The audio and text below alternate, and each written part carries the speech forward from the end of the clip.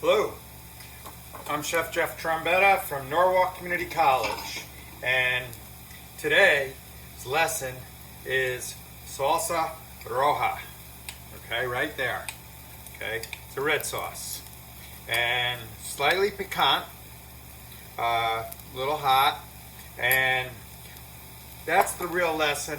I'll apply it on a little bit of vegetarian taco, corn and black bean taco, and also a fish taco, so you can see its application.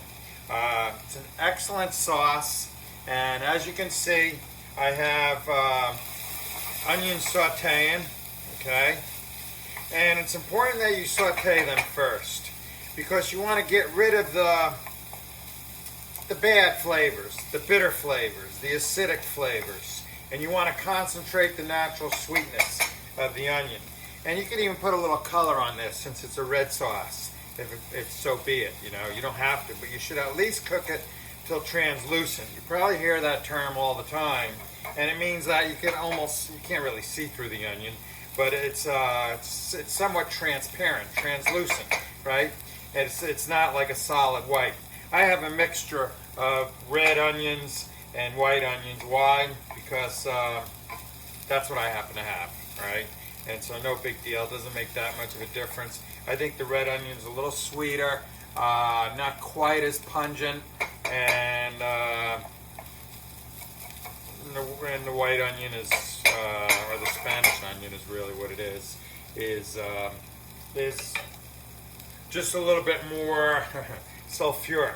So we want to kind of concentrate the natural sugars. They're almost translucent now, right? And so we have this salsa. So we'll put that aside, and you have to use dried chili. So I'm going to be using these guajillo chilies, which is similar to an Anaheim chili, right? Oh, we got a stem in there. We don't want the stem, but anything else is fair game. So the seeds and all that, we can do that. And so while the onions are finishing up, and we're adding the seeds. So there's some residual seeds at the bottom of the bowl, and we can do that. So just to kind of ease the pain and give it a head start, I just kind of cut through these chilies, these dried chilies, a little bit, all right? And another stem. I thought I destemmed all these things. Okay, no big deal. All right, and ratio cooking. So what does that mean?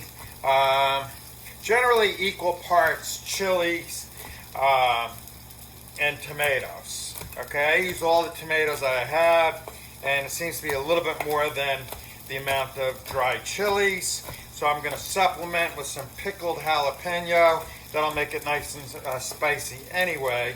And there's a couple things when you say ratio cooking. So in other words, ingredients relative to one another. But and a lot of times it's by volume, sometimes it's by weight. But an interesting point is sometimes when I say ratio cooking, I refer to a kind of a balance of flavor. So if the chilies are kind of hot and mild, and then the tomatoes are kind of sweet and ripe, then that's what I'm trying to balance.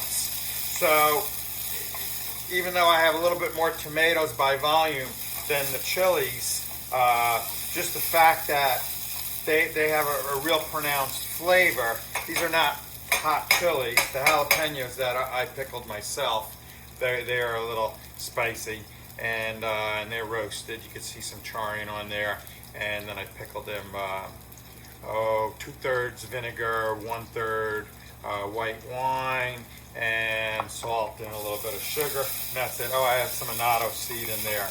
Okay, so you can see my onions are kind of browning a little bit and translucent. So we can go ahead and add our chilies, right? Look at all those seeds, right? Be careful we don't make a mess, right? All right, so we're gonna sweat that down. I'll probably pop a little lid on there But here's our tomatoes. These are beautiful tomatoes. I have not refrigerated them. They were vine ripe. So they're very red. And they're getting a little overripe, which is good. Makes a good sauce. Good for cooking. This whole thing's going to be pureed. Alright? So we want to get a good cook on this. You don't have to cook it forever. But you want to kind of really marry the flavors. So you want to see that it's all combined. Alright? And we're going to add, so that's my tomatoes, my dried chilies, and let's get, put a lid on that while I'm cutting my jalapenos, right? Now, right, I don't want to make it too spicy. Well, I will, because I like it spicy. And unfortunately, you are not eating it. I wish you were, but, so sometimes as a chef, you really got to be pleasing to your customers. Good old Corona is causing us to cook virtually and not for guests often. And so anyway, so we can make it spicy. All right. I have a ton of these pickled jalapenos anyway, so it's good to use them up. All right, now. And the only other thing that's going in there, aside from probably a little bit of salt, is my garlic. And I'll put, I'll chop them up a little bit. See, if it's going to be timed in a way where, garlic doesn't take much to cook. So if it's going to be timed where you have a whole clove of garlic and it'll be tender, because that's all you really want. It's just to be tender, and but otherwise, just to make sure, I'll chop it up a little bit, okay, and make sure that it gets tender. Okay, so I'm going to turn up my heat a little bit. Oh, very important. This is going to be a little thick. Probably okay if you're going to puree it in a food processor. I'm going to use a little immersion blender, so I'm going to need a little liquid. You need a little water. All right. There's some acid from the jalapenos, pickled jalapenos, but I'm going to add a little bit of white wine vinegar. It's kind of a mild vinegar, and so that's going to give it some juice, so to speak, more than literal. Okay, so that might be good. I might need a little bit more water. All right. Okay, so let's let that cook a little bit, crank it up a little bit too, right? Now what we have on, oops, you didn't even see that, did you? Where are you? Okay, so that's what our mixture looks like. Come on back here. All right, okay, so we have our jalapeno, our garlic, our tomato, our dried guajillo chilies, water, a little bit of white wine vinegar, right? And that's going to puree up to this right here, all right? So let's let that cook and blend and marry together. So what I have on the back burner here is, I have a video that I pan-fried corn on the cob. I think it's pretty cool. And I put it in like a little chili butter. And so that's what this is over here, a little chili butter. And this is the corn that I shaved off the cob, right, like that. So this is going to be a filling for taco, right? So, so I'm using kind of a flavored butter. It was a brown butter that's ready to go. And equal ratio of black beans and corn, right? It's a wonderful filling. And I'll put a little queso fresco or queso blanco, very similar cheese, and some fresh sweet pepper, and that'll make a wonderful tortilla, right? So let's get that cooking. Turn that up a little bit. Whoa, there we go. Okay, so that's going to need a little bit of salt. It's not in there. And That's kind of boiling. Let's give that a stir. And what we'll do is we'll make some tacos while this is cooking. All right?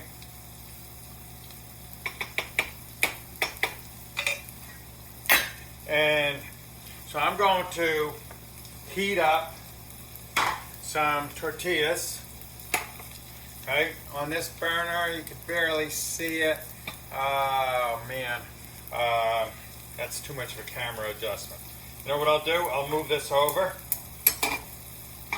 right like that, and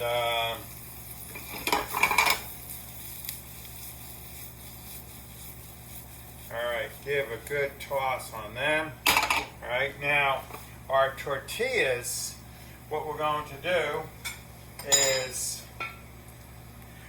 we have our Salsa Roja already made, and we will kind of just fire up these tortillas, right? Not too hot. Turn that down. Turn that down. All right, and make sure we have all our components. All right, so we'll make them right here. This is our queso fresca. This is our fish. This is red snapper, seasoned up. It was under the broiler. We have some just some fresh sweet peppers to kind of crisp it up, right? And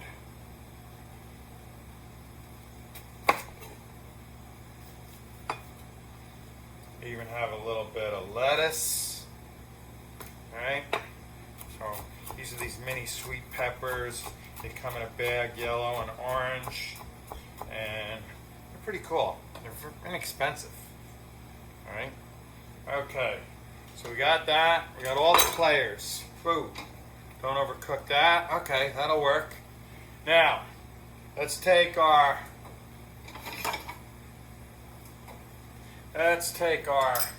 beans and corn and put them in there, right? Let's take our cheese, our queso fresco, queso blanco, all right, and a few peppers, and the star of the show, which I think is this salsa roja. All right, so let's kind of let be. Let's make a fish taco. All right, and then we're gonna puree this. That's almost ready. All right. I don't like to put cheese on the fish taco. I don't know, something about cheese and seafood just doesn't really go. Occasionally I'm in the mood for it, but generally it's kind of, in Italian cuisine, it's kind of forbidden, really. You don't put you don't get a zuppa de pesce or a clam linguine or whatever, and then get Parmesan cheese. In America you do, but not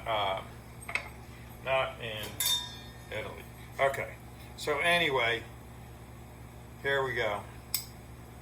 So this is a little red snapper, wonderful tasting fish, and we could put a little fresh pepper on that too.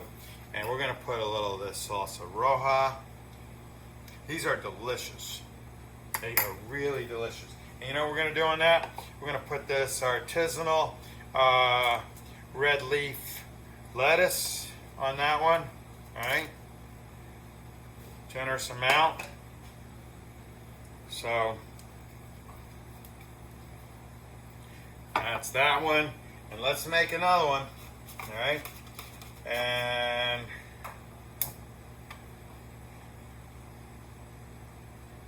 okay, so that is going to be ready to puree. See how it's kind of all mushed together. Everything's soft.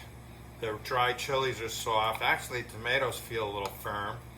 Okay, So feel your food, cook with all your senses. It's not just sight and taste and smell. It's hearing and feeling too. Okay, so let's let that go. And let me make this one more taco. And the vegetable one. Okay. Corn and black beans. Little queso blanco. Right. Little salsa roja. And little pepperoncini. Not really pepperoncini, but there we go. Okay, so I will taste one of them for you. And limes are good with Mexican food. I don't have any. Lemons are okay. Actually, these are Meyer lemon. So, let's move that back. Let's move that there. And let's go ahead and see if we could do this without making a mess. I think I'm going to add a little bit more water. All right. And what's the difference between a lemon and a lime? Don't tell me color. That's true. What else? Don't tell me size. That's true. But there's kind of a distinct difference, which I really like. Flavor is pretty good. I think lemon's a little bit more citrusy, but most people know this, but they fail to say it. The big difference is that limes don't have seeds, and lemons do. And seeds are a pain in the neck, right? So, anyway, I got my fire turned off, because otherwise I'd be melting my cord. And, alright, so we're going to get this nice and smooth. This is a decent sized batch, right, for this little blender. I don't want to break out the big Kubota there. That thing is a beast. So we're coming. Now, I like it pretty smooth. I don't strain it out. Right? Slightly different color. A little bit more red than this one. This one's kind of orangey because I had more of an equal ratio of the guajillo peppers to the tomato. This one's a little bit heavier on the tomato, but I have more jalapeno in there. Alright? So, I'm going to start to taste it. Alright?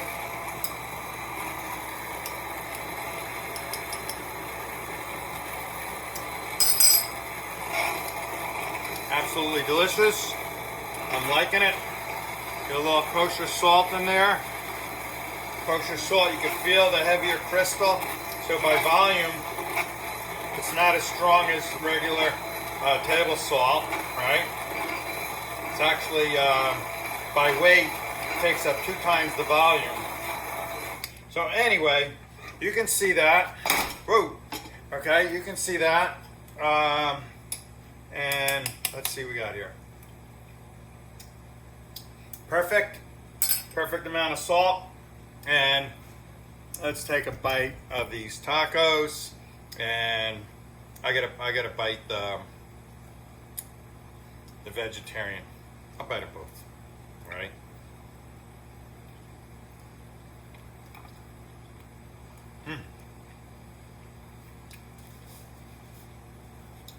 I love that sauce. And let's see what the red snapper is. That's probably singing too, with the lettuce and the salsa roja. Yep, that's singing. I'm Chef Jeff Trombetta. Thanks for watching.